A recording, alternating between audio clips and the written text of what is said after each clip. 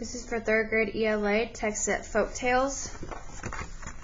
The title of this book is The Boy of the Three-Year Nap by Deanna Snyder. The silver sticker on the cover shows that it is a Caldecott Honor book. What does that tell you? It means that many people love the illustrations in the book. It is illustrated by Alan Say. The setting of this story is long ago in a traditional Japanese village. As you listen to the story, look for ways the illustrations help you learn about Japan.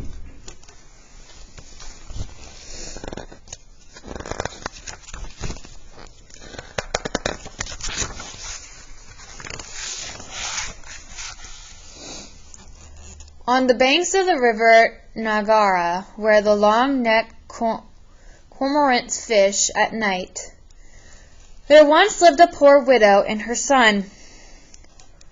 Cormorants are water birds that dive underwater to hunt for fish. Fishermen in Japan use the birds to help them find fish. All day long, the widow sewed silk kimonos for the rich ladies in town. As she worked, her head bobbed up and down like the heads of the birds hunting for fish. What next? What next? She seemed to say, as if the work would never end. Her only son, Taro, was such a clever lad and as healthy as a mother could wish. But alas, he was as lazy as a rich man's cat. All he did was eat and sleep, sleep and eat. If he was asked to do any work, he would yawn and say, "After my nap." It was that if no one would woke him, Taro would sleep 3 years at a stretch, and so he was called the boy of the 3-year nap. So I like that image, lazy as a rich man's cat. The words help me picture a boy who lies around all day doing nothing, because cats are pretty lazy. They don't do a whole lot. When Taro was nearly grown, a rice merchant moved to town and built a mansion. It had 20 rooms with sliding doors that opened onto the most exquisite garden. In the center was a pond filled with golden carp, and at the end of the garden was a tea house, where one could sit in the cool of the evening and gaze at the moon. The merchant's wife and daughter wore elegant kimonos with obis of gold brocade. The merchant himself carried a cane made of ivory and smoked a pipe with a bowl of solid gold. Taro was impressed with his fine new neighbors and began to sneak into the garden between his naps. Everything he saw enchanted him: the magnificent house, the elegant daughter, the fat carp on the pond. When the merchant counted on his sacks of rice with the tap of his cane, Taro would sigh, what a life." As the months passed, Taro grew even more lazy. His mother began to pester him, first in one ear, then the other. "I hear the merchant is looking for a boy to work for him," she said to Taro. "What does he need a boy for?" Taro asked. "To haul rice sacks." "What else?" said the mother. "Hauling rice sacks," Taro laughed. "I pity the fool who takes the job. His back will get bent like an old man's." "How can you sit here and do nothing?" she cried. "The roof leaks like a basket. The walls are crumbling. The rice sack is empty. I don't know how we shall live. I don't know how." "Cheer up, mother. I have a plan." "How you talk. What you need is a job, not a plan. Don't worry, but you must make me a black kimono and hat like a priest wears." "What will you do with them?" "Oh, they are part of my plan." That was all he would say. Scheming. Maybe he is planning to become a priest, Taro's mother thought, but the priest she knew got up before dawn, ate only 1 meal a day, and never took naps. Try as she might, she could not imagine her son doing that. Still, she decided to make the kimono and hat, for she did not know what else to do. The next evening, Taro put on the new clothes. Then, with a piece of charcoal, he blackened his eyebrows and drew scroll lines on his forehead and on each side of his nose. When he was done, he looked as fierce as a samurai warrior. "Taro, is it really you?" his mother cried out. "Don't be alarmed, mother," said Taro. "It's all part of my plan. Now don't say a word of this to anyone." Before she could say more, he ran out of the house.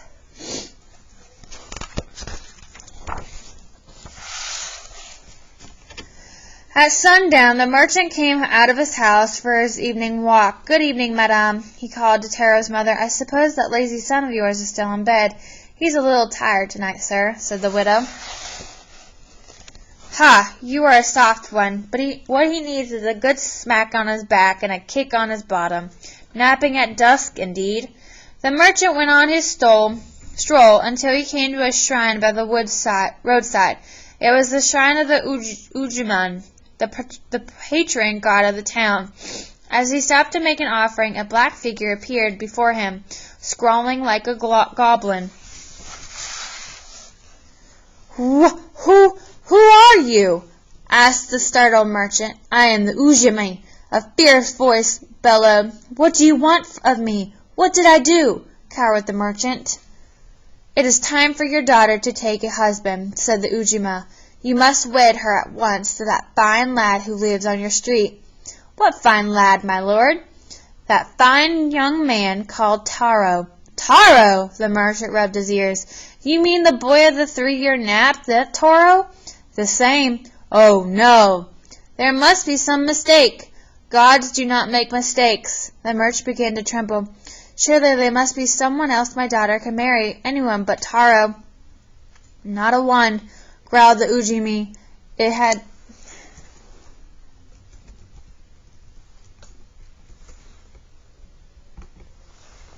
had been decreed, ordained, and sacrificed. So why does Taro want to marry the merchant's daughter? "Oh, my lord, grant me time to think about this. Couldn't we wait a year or two?" "Impudent mortal," Ujiman thundered. "How dare you bargain with me? If you delay my command, I shall turn your daughter into a cold clay pot. See if she can find a husband then." "No, no," wailed the merchant. "My child, a pot? Have mercy." Falling on his knees, the merchant beat his fist against the ground and sobbed until he was quite worn out. By then, however, the god had disappeared. Quite early the next morning, the merchant came knocking on the widow's door. His eyes were red and his face was drawn, as though he cried all night. "Madame, I come on the most urgent business," he said grimly. "It seems that my daughter must marry your, son."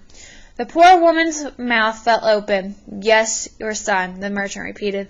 "The Ujimi appeared to me last night, and that is his command." "But Ujimi has never appeared to anyone before," the widow exclaimed. "That was so, until last night. I am ruined." "Tell me, honorable sir, what did the god look like?" The merchant shivered. "In dress, he is like a priest, but in manner, he is more like a goblin. His face is as black as coal, and as fierce as a warrior's." The widow saw at once what her son was up to. Her head began to bob up and down, like a cormorant about to dive after a fish. Still, she did not want to seem too eager. So she said to the merchant, "We are humble folk, my good sir. My Taro could never marry a lady as fine as your daughter." "Agreed," the merchant cried, "but unfortunately what we think matters not. We must do as the god commands, or he will turn my daughter into a clay pot." "How terrible!" The widow widened her eyes. "But, sir, even if they are to marry, your daughter can never live in this wretched house. Why, the roof leaks in 100 places, and the walls have so many cracks the wind blows right through." The merchant frowned. He had not thought of that. "Very well, then. I will send a man to mend the cracks and leaks," he said. "How does Taro's mother figure out what he is up to?" First thing the next morning, a plaster came to repair the house. Fine work, Taro mumbled from his bed. And in the evening the merchant said to the widow, "Now will you consent to the marriage?" "Alas, how can I, sir?" The widow bowed. "As you can see, our house has but one room. Your daughter would be ashamed to live in a place as small as this." "True," muttered the merchant. "All right, I will send carpenters to build you many rooms." And the merchant left. Taro chuckled. "Splendid. My plan is working."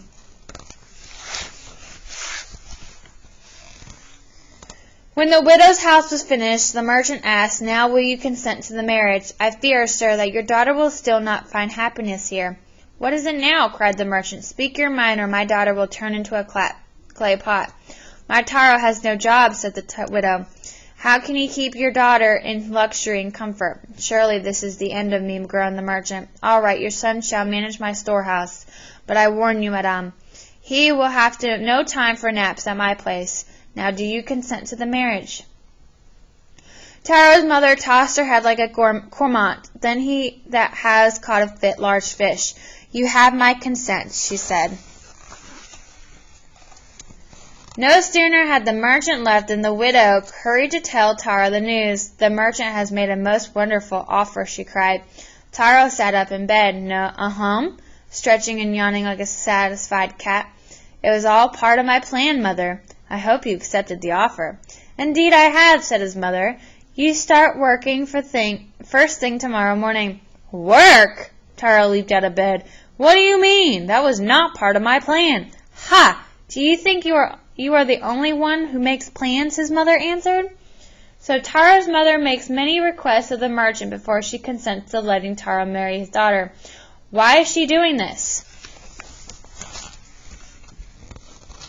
The wedding ceremony was the finest the town folk had ever seen, and as it turned out the marriage is a happy one. The Ujima must be pleased, for he has never shown himself again. And the merchant's daughter had shown no signs of turning into a pot. As for Taro, he does a good job keeping count of the rice for his father-in-law, which is no easy task. If he is not the busiest man in town, neither he is the laziest. It has been a long time since anyone has called Taro the boy of the 3-year nap. Perhaps everyone has forgotten by now.